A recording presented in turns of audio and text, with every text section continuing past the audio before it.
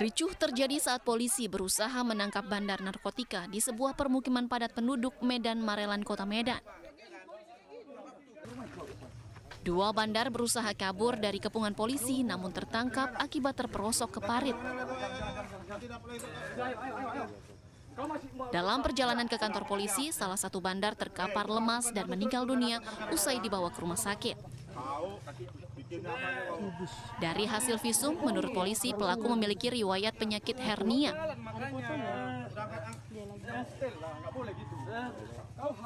Kita lakukan pemeriksaan visum luar, di mana hasil visum menyatakan bahwa tidak ada tanda-tanda kekerasan, baik itu di fisik maupun patah tulang.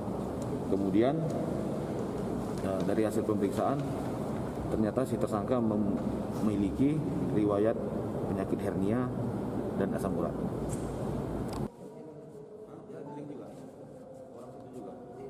Dari tangan dua tersangka, polisi mengamankan barang bukti 20 gram sabu dan uang 2,2 juta rupiah. Satu bandar yang masih hidup terancam hukuman 5 tahun penjara.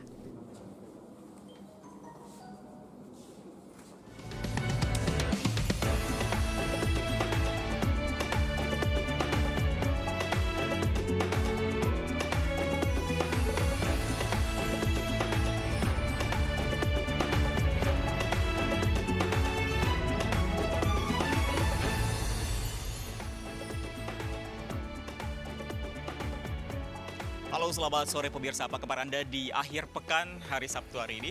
Informasi yang baru saja Anda saksikan menjadi pembuka jumpa kita di iNewsroom Weekend. Bersama saya, Fandi Hasib. Kita ke informasi, ini ada informasi kebakaran melanda pemukiman kawasan padat penduduk Kecamatan Kemayoran, Jakarta Selatan. Diduga kebakaran terjadi akibat petasan yang nyasar ke rumah warga.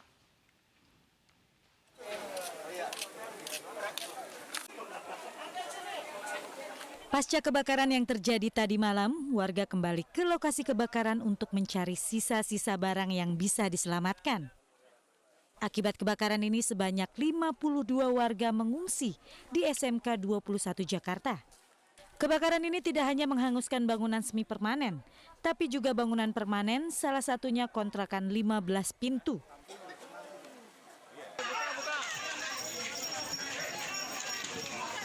Kebakaran yang terjadi di malam tahun baru menghanguskan 20 bangunan semi permanen dan 2 rumah kontrakan.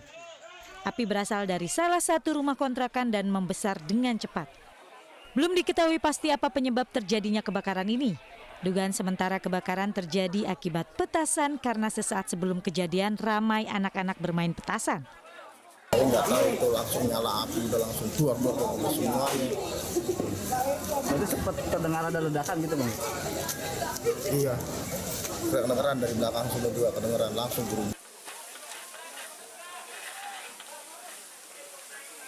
Sekitar 12 unit mobil damkar dikerahkan untuk memadamkan api. Setelah 1 jam upaya pemadaman, api berhasil dipadamkan. Tidak ada korban jiwa dalam kejadian ini. Kebakaran juga terjadi di area pertokoan BNKP Gunung Sitoli, Sumatera Utara. Warga dan pedagang panik dan berupaya menyelamatkan barang berharga mereka.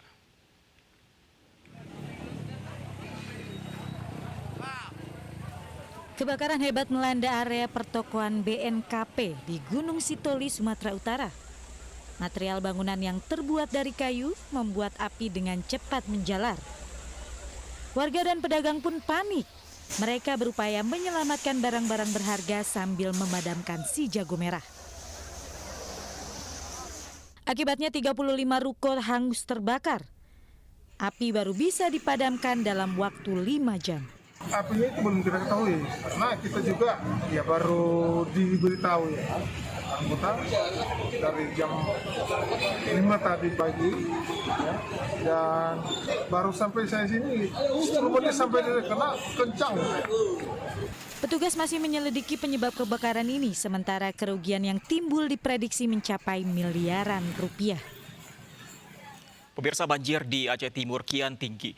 Evakuasi warga terhambat arus deras banjir setinggi dada orang dewasa.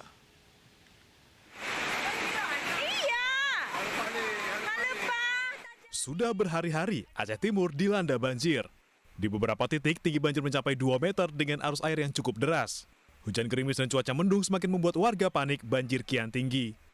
Petugas mulai mengevakuasi warga terdampak. Kampung ke Selemak, Kecamatan Birimbayun. Kabupaten Aceh Timur. Banjir. Ini jalan saudara-saudara ya. Menurut BPBD Aceh Timur, 11.103 kepala keluarga terkena dampak banjir dan hampir 2.000 harus mengungsi.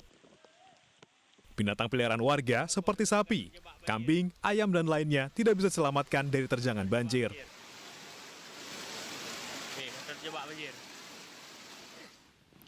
Pemirsa, sebuah minibus terbalik usai menghantam 2 sepeda motor di jalur wisata Purwakarta, Jawa Barat. 4 orang mengalami luka parah.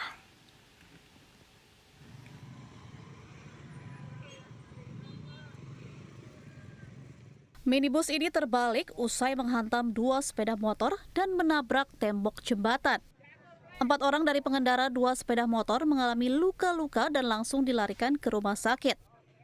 Pengemudi minibus mengaku tak ingat soal kronologi kejadian. Dugaan sementara kecelakaan terjadi karena supir mengantuk. Pokoknya nggak dikasih, ingat aja. Tahu udah sadar itu udah mobil udah terbalik gitu. Kita baru sadar. Nah, anak nangis. Aduh, ini nangis takut kenapa-napa. Saya coba buka pintu ya. Sadar, ternyata bisa terbuka. Ya udah, saya keluarin dulu anak. Terus sama istri juga dikeluarin. Kecelakaan terjadi saat minibus yang melaju turun dari arah Wanayasa menuju Purwakarta. Saat melintas, tiba-tiba oleng ke kanan, menghantam dan menyeret 2 kendaraan sepeda motor yang datang dari arah berlawanan. Minibus kemudian terbalik setelah menabrak tembok jembatan. Pertama lagi nyabutin rumput, ada suara jebrak gitu, terus ada orang macelang lah. Terbang gitu ya Pak ya? Ya nggak tahu terbang, tahu udah di bawah aja. Nangkarat ya, keterbang, baru aku lihat ke jalan. Mobil tuh lagi gini tuh, mau ngejungkir. Mau terbalik. Berat deh. Baru aku ke depan sini ngelihat. Udah. Berapa orang sih Pak korban yang terlukanya? Ya kalau yang terluka ya nggak tahu, cuma 4 orang kan, 2 motor tuh 2 orang, suami istri. Tidak ada korban jiwa dalam kecelakaan tersebut, namun arus lalu lintas di jalur wisata ke arah Ciater Subang mengalami kemacetan panjang.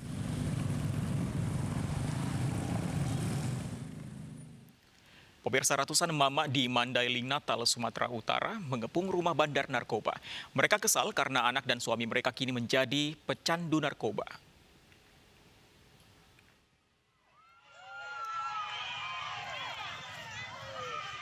Ratusan emak-emak ini mengepung rumah seseorang yang diduga merupakan bandar narkoba di Desa Tabuyung, Muara Batang Gadis, Mandailing, Natal, Sumatera Utara. Mereka kesal karena semakin maraknya peredaran narkoba di wilayah mereka. Terlebih lagi anak dan suami mereka kini yang turut jadi pecandu narkoba.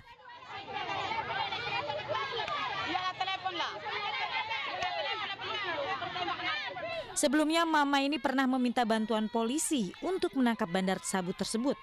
Karena tidak juga ditangkap, akhirnya mereka turun tangan sendiri. Saat dikepung dan digerebek, ternyata sang bandar sabu telah melarikan diri. Sementara hingga saat ini, polisi belum memberi tanggapan terkait aksi emak-emak ini. Kita ke Sulawesi Selatan, pemirsa. Seorang imam masjid di Luwu, Sulawesi Selatan dianiaya hingga tewas saat akan menunaikan salat subuh. Pelaku kesal karena ditegur korban usai sepeda motornya menyerempet korban.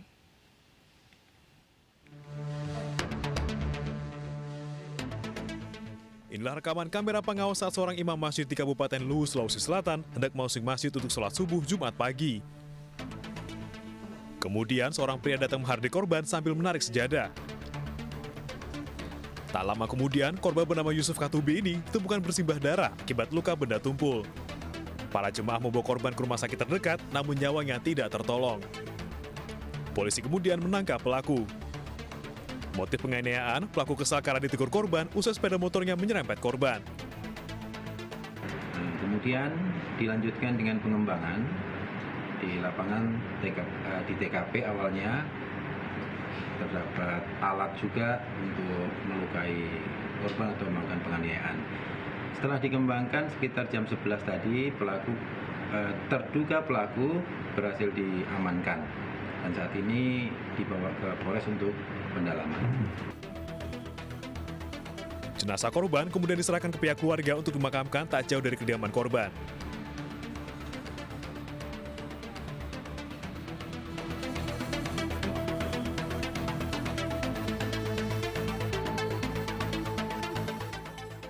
Dan pemirsa, terkait imam masjid di Luwu yang merekam nyawa, dan kita bergabung dengan Arifin Andi Wajuwana, kakak kandung dari korban.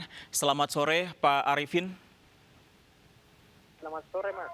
Pak Arifin, sebelumnya kami mengucapkan turut berduka cita untuk peristiwa yang menimpa kakak kandung Anda. Pak Arifin, bisa Anda ceritakan bagaimana kronologis dari peristiwa tersebut?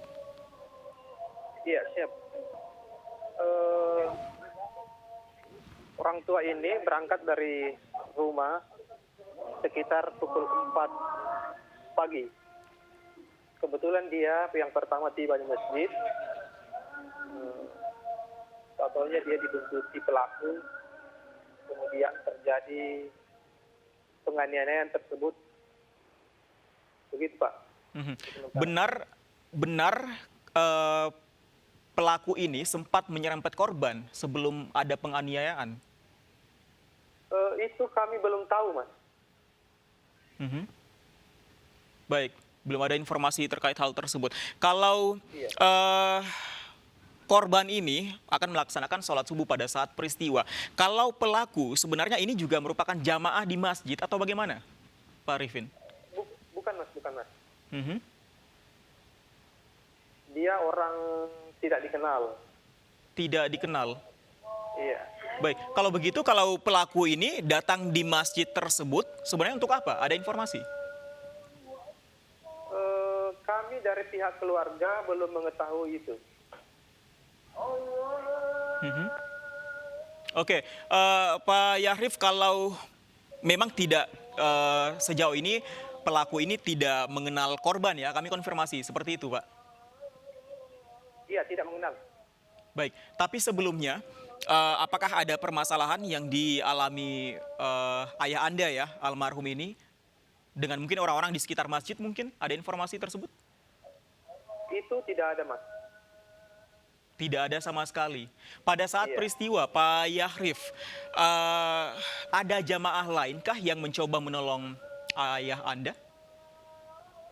Itu ada Pak Imam Masjid, tapi ayah saya sudah didapatkan dalam keadaan terkapar berlumuran darah. Sudah ditemukan terkapar dan berlumuran darah. Jadi pada saat penganiayaan tersebut terjadi, tidak ada sama sekali yang menyaksikan? Iya, siap.